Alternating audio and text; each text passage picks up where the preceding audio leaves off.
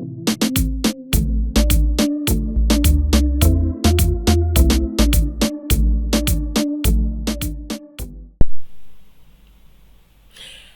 there. First off, I want to put a disclaimer here. If this video is glitchy or something, I apologize.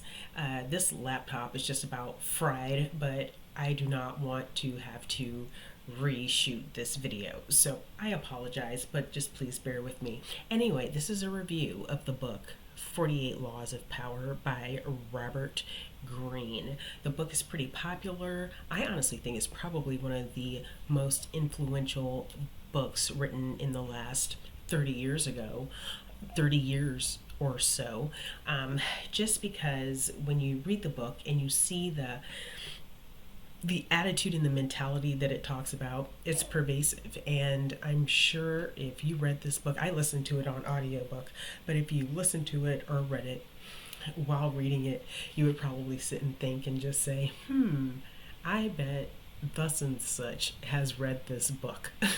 It will probably remind you of a person or a situation that you've been in that was unpleasant. So it's kind of interesting to read this book and just I listened to it, but either see it written out or just listen to the thought process. So in that way, I would give it a thumbs up, but really I would give it a thumbs down because the book is really kind of boring. It was boring to listen to. I don't know if it was narrated by Robert Greene, but it was narrated by a man and he was kind of flat and monotone. I am not kidding you when I say it's almost like it was narrated by Ferris Bueller's Teacher. Just very monotone, and plus I feel like what it was saying was nonsense. This book, I really think, has probably caused a lot of drama, and let me tell you why. Okay, the title is 48 Laws of Power. That is very direct and very literal. The book has 48 chapters, and each chapter is just like a rule to be more influential. That's what he means when he says power, just kind of like social influence. So he goes down the 48 rules or laws, and all of these laws, they just kind of encourage people to be deceitful and just kind of wishy-washy and lazy, and I just really think this attitude is just pervasive in the modern world. So yeah, that's pretty much it. Robert Greene references royal medieval courts. So if you've ever watched a show like The Tudors, imagine that setting and the politics that would surround a community like that. That's what he based this on. Now, he's 65 and he lives in LA. So he has no real basis for this. He didn't experience this. So this is just his imagination. He probably watched The Tudors too. Just kidding. The Tudors came after this book.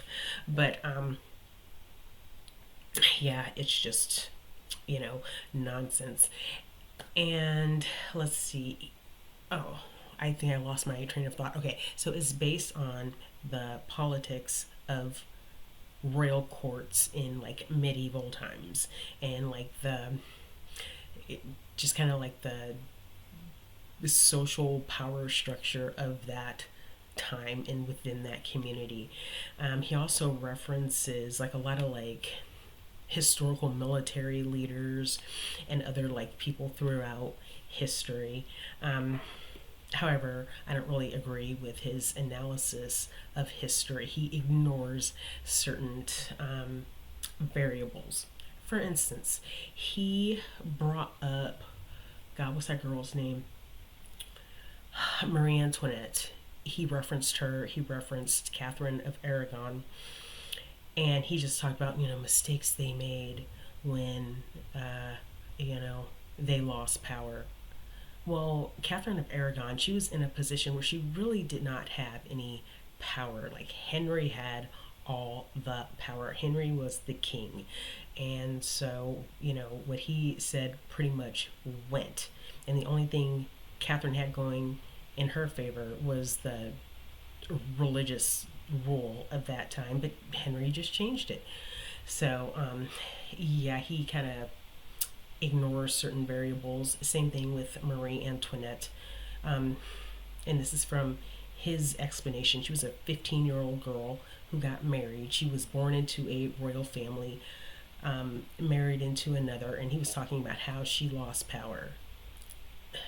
Did Marie Antoinette really have anything to do with it? Probably not. Not if she was like a 15-year-old girl who was just, raised to, marry a different uh, royalty head of state and just have kids. Like that's all she was raised to do, and and she did that. And you know, when the peasants revolted, like I'm not sure that there was much she could do about it. I mean, she was a literal child. So yeah, his historical takes were ridiculous. He also mentions Genghis Khan and Napoleon. Now, Genghis Khan, I know that he conquered a lot of China. He conquered a lot of Central Asia. You do not accomplish something like that with a bunch of goofy, like, head games. I mean, you got to get out there and conquer Chinese dynasties, and that's what he did. I don't think that Genghis Khan like left a lot of gray area.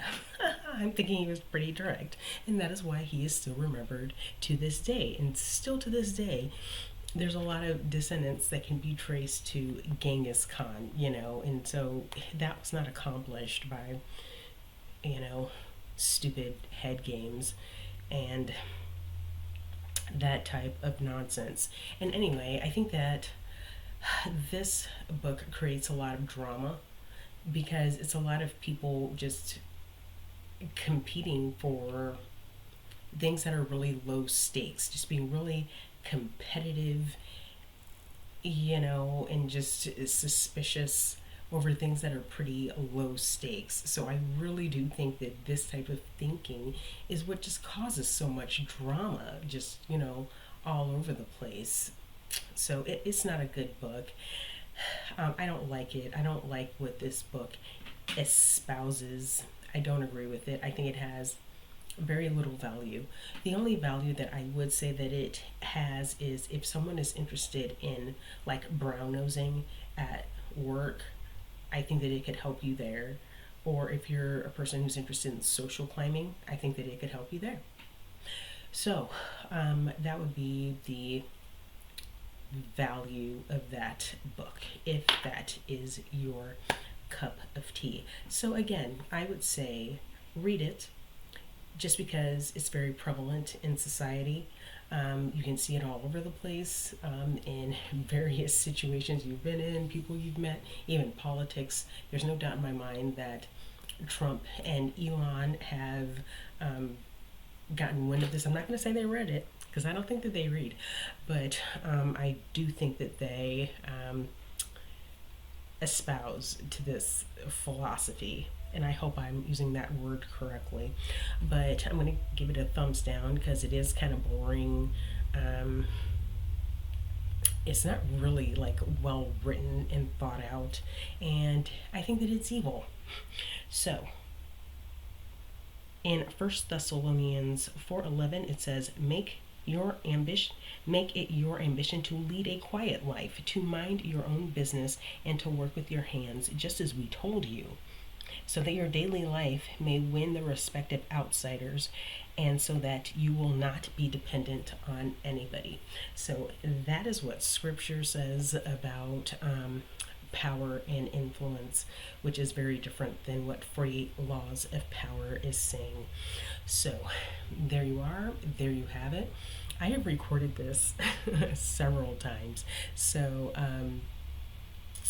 hopefully this is a good take and I didn't repeat myself at all and become redundant. It's kind of hard to tell at this point. But anyway, thank you for watching and have a wonderful day. Bye.